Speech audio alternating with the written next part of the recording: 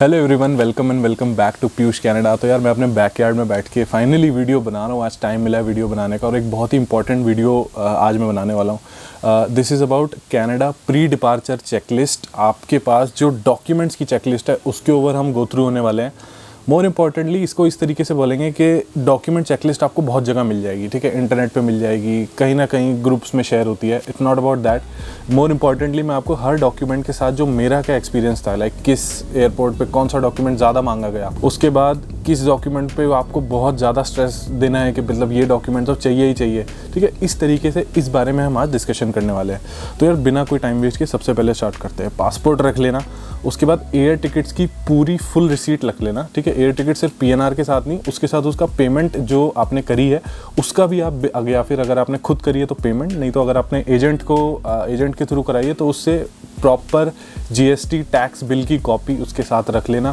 क्योंकि एयरपोर्ट पे कभी कभी ये होता है एजेंट टेम्परेरी टिकट करते हैं, ठीक है। बहुत सारी मैं ट्रैवल इंडस्ट्री में 3-4 साल काम किया, so I know how it works. उसके बाद RT-PCR, वो तो आप जिस कंट्री से ट्रैवल कर रहे हो उसके हिसाब से आप अपना RT-PCR multiple copies with PDF अपने फ़ोन में रखना ही रखना है। Very important, study permit letter, या जिसको हम आजकल पोर्ट ऑफ एंट्री लेटर भी कहते हैं, ठीक है। तो जैसे आपका वीज़ा स्टैम्प हो जाता है और आपका पासपोर्ट आपके पास आ जाता है, उसके 1-2 दिन में करेस्पॉन्डेंस लेटर आता है GCK के अंदर, जिसको हम लोग कहते हैं पोर्ट ऑफ एंट्री लेटर, जिसके ऊपर आपका बार कोड वगैरह बना रहता है, ठीक है। मैं उसका एक सैंपल यहाँ पे डाल देता हूँ। तो वो आपको ज़रूर रखना है। उसके बिना वो जो ये वाला डॉक्यूमेंट है पोर्ट ऑफ एंट्री लेटर, ये इंडिया में मांगेंगे। उसके बाद कहीं भी आप इमिग्रेशन थर्ड कंट्री से ही आओगे ऑब्वियसली, तो आपको इमिग्रेशन पे मांगेंगे। उसके बाद कनाडा जो इमिग्रेशन होगी वो एंटर करते ही सबसे पहले आपसे कनेडियन इमिग्रेशन सबसे पहले पोर्ट ऑफ एंट्री मांगती है। उसके बाद बायोमेट्रिक्स वैलिडिटी लेटर। तो जब आपके बायोमेट्रिक्स हो जाते हैं तो 10 ईयर्स के लिए आपके बायोमेट्रिक वैलिड होते हैं, इसका आपको एक कन्फर्मेशन आता है। तो वो बायोमेट्रिक वैलिडिटी लेटर हमने ज़रूर कॉपी करना है, वो भी मांगा जाता है। उसके बाद अगर आपको AIP इशू हुई है तो आपको AIP ज़रूर कैरी करनी है, ठीक है। That is a very important document. Of course अगर AIP के बाद आपका वीज़ा आ गया तो वीज़ा तो है इंपॉर्टेंट, लेकिन आपको AIP भी कैरी करनी है। उसके बाद जो आपका वीज़ा काउंटर फॉइल है, ओ शिट बारिश होने लगी, मैं अंदर जाना पड़े। तो यार बाहर बहुत तेज़ बारिश होने लगी थी तो हमें अंदर आना पड़ा। एनीवे कंटिन्यू करते हैं। अभी पता नहीं यहाँ पे कैसा लाइटिंग वगैरह आ रहा होगा। अभी जो भी है मेरे से ज़्यादा इंपॉर्टेंट जो मैं बोल रहा हूँ वो बहुत इंपॉर्टेंट है। तो यार आई थिंक हमने AIP की बात कर रही थी।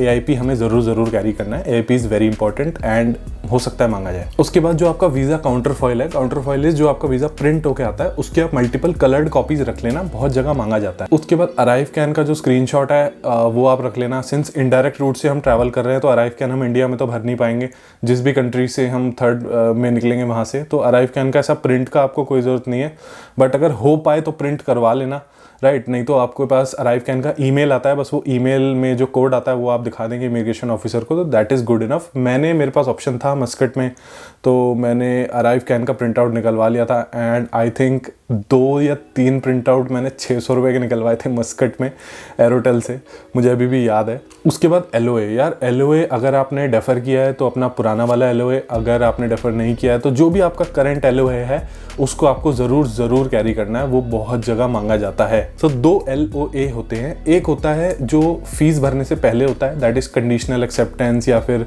That is not for visa purposes. तो जो सेकंड वाला LOA है फॉर वीज़ा पर्पसेस वाला, वो आपको कंफर्म कैरी करना है, क्योंकि पेमेंट के बाद आई थिंक एक दूसरा LOA यूनिवर्सिटी इशू करती है। मेरी ने तो एटलीस्ट किया था, क्योंकि जो पहले LOA था बिना फीस भरे जो सबसे पहले आता है उसके ऊपर बड़ा लिखा रहता है नॉट फॉर वीज़ा पर्पसेस। तो जब हम फीस पे कर देते हैं तो जो LOA आता है that is for visa purposes. उसके बाद वेरी इंपॉर्टेंट एनरोलमेंट लेटर। तो यार अपनी यूनिवर्सिटी को मेल करो, उनसे बोलो I need a proof of enrolment. तो उसके अंदर लिखा होना चाहिए that this is an enrolment letter, या फिर उसके अंदर लिखा होना चाहिए, मैंने बहुत बार एनरोलमेंट लेटर के बारे में वीडियो बनाई हुई है।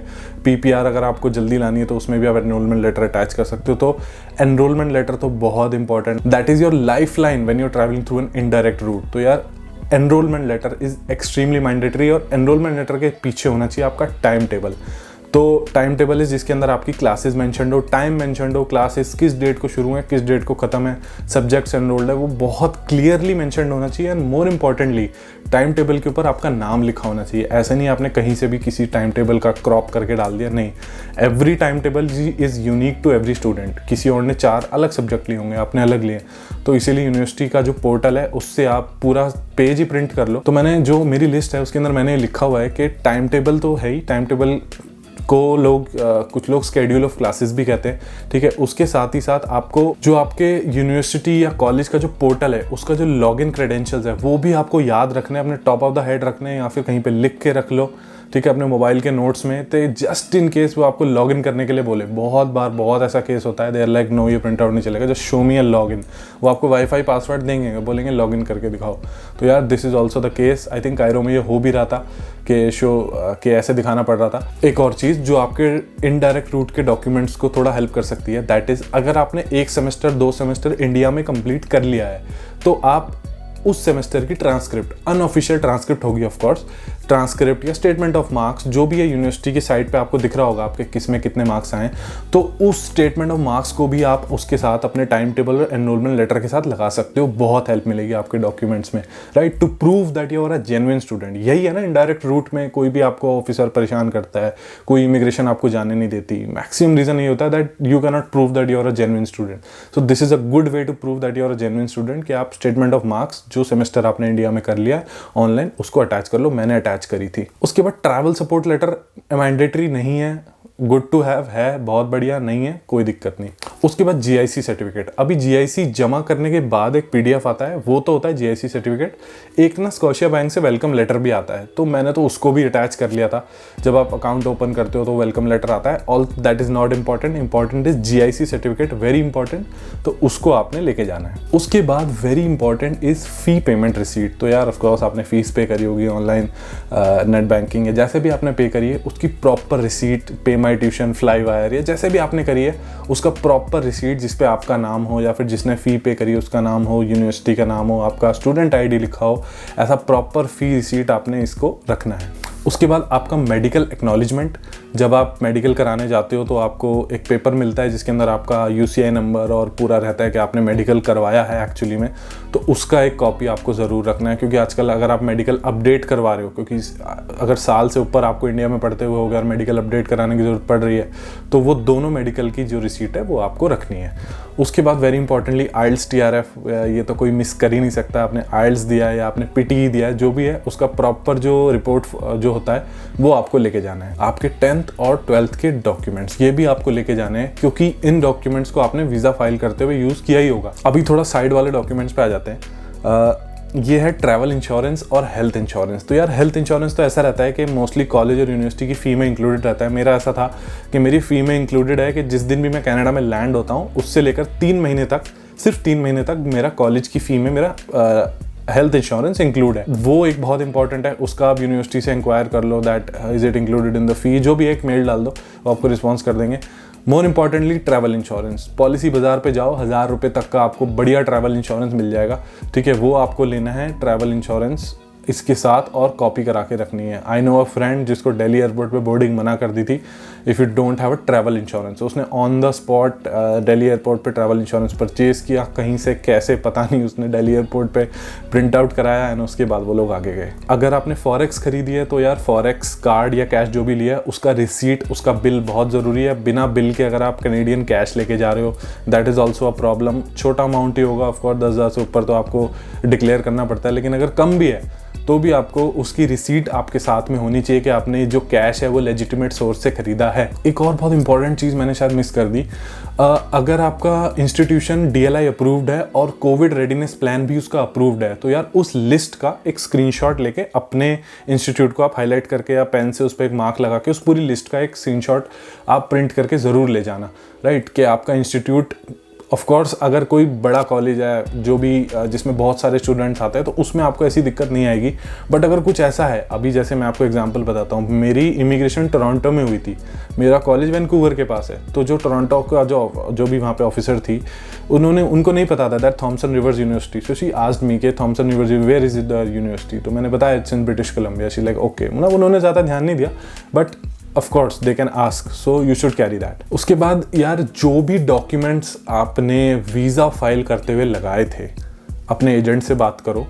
अगर आपने खुद लगाए थे तो वेरी गुड, तो आपको पता ही होगा। जो भी डॉक्यूमेंट आपने वीज़ा फाइल करते हुए लगाए हैं, कोई एफिडेविट लगाया है या फिर कोई बैंक स्टेटमेंट लगाई है या फिर कोई आपने FD सर्टिफिकेट लगाया है या CA रिपोर्ट लगाई है, उस सब का कॉपी आपको अपने साथ लेके जाना है।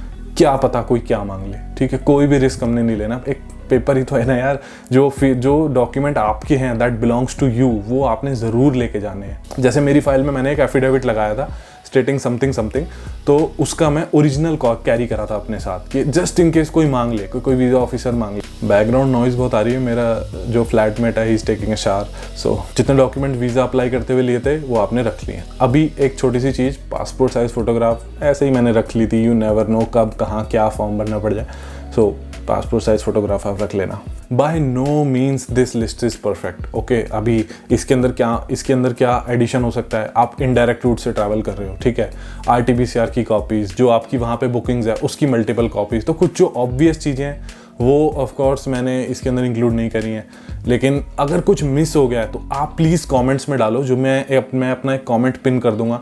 जैसे ही कोई नया अच्छा कोई डॉक्यूमेंट बताएगा जो मैंने मिस किया है, मैं उस कमेंट को एडिट कर दूंगा, जिससे आपकी हेल्प हो जाए, आपको कोई भी डॉक्यूमेंट मिस ना हो। You can use this as a checklist.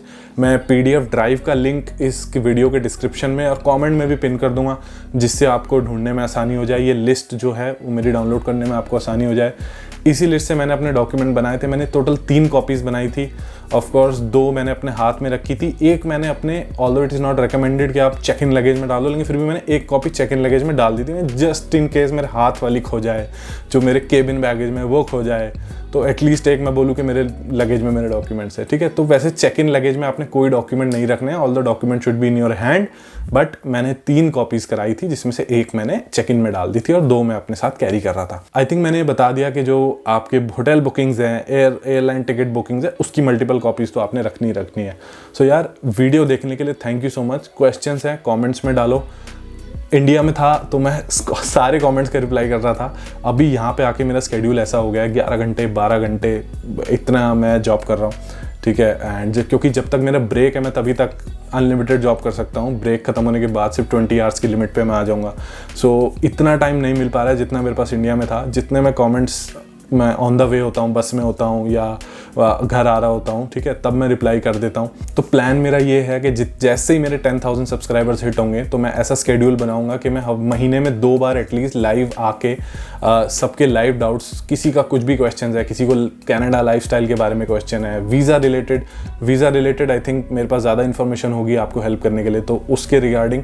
तो यार जैसे ही 10,000 सब्सक्राइबर होंगे हम स्केड्यूल्ड लाइव एक महीने में 2 बार प्लान करेंगे, ठीक है। एंड आई थिंक 7,000 सब्सक्राइबर के हम बहुत क्लोज है, उसके लिए thank you so much, I am really grateful. मेरे पास बहुत अच्छी वीडियो, एक नेक्स्ट वीडियो, ये वाली वीडियो आज लाइव हो गई है। एक वीडियो है जो 3-4 दिन में और आएगी। दैट वीडियो इज़ अबाउट कौन सा इनटेक आपको डेफिनेटली अवॉइड करना है कनाडा में अगर आपको फीस निकालनी है तो, राइट। तो फीस एंड इनटेक रिलेटेड एक वीडियो आएगी, ठीक है। उसमें मैं आपको थोड़ी टेक्निकल, मतलब ऐसा मैं आपको इन्फॉर्मेशन दूंगा कि जो यूजुअली आपको नहीं मिलता है। ओह, एक चीज़ रह गई यार, जो भी लोग मुझे इंस्टाग्राम पे मैसेज करते हैं, प्लीज़ आप हाई लिख के मत छोड़ा करो। आप अपना पूरा क्वेश्चन लिख दो, मैं रिप्लाई कर दूंगा। अगर आप हाई लिख के छोड़ोगे बहुत सारे DM हो जाता है, बहुत सारे। तो I really don't have the time, you know, यहाँ पे टाइम कितना वो है, लिमिटेड। आप डायरेक्ट अपना क्वेश्चन लिखो, अपना क्वेश्चन डाल दो, कितना ही बड़ा क्वेश्चन हो, सिली क्वेश्चन, डिफिकल्ट क्वेश्चन, आप मत सोचो, आप सिर्फ अपना क्वेश्चन लिख के डाल दो। जिन लोगों का क्वेश्चन बड़ा होता है उनको पता है कि मैं ऑडियो नोट भेज के तुरंत रिप्लाई कर देता हूँ। तो प्लीज़ आप हाई लिख के मत छोड़ा करो, डायरेक्ट अपना क्वेश्चन पूछो, मैं आपको जल्दी रिप्लाई करूँगा। सो यार thank you so much, bye bye and I will see you in the next video.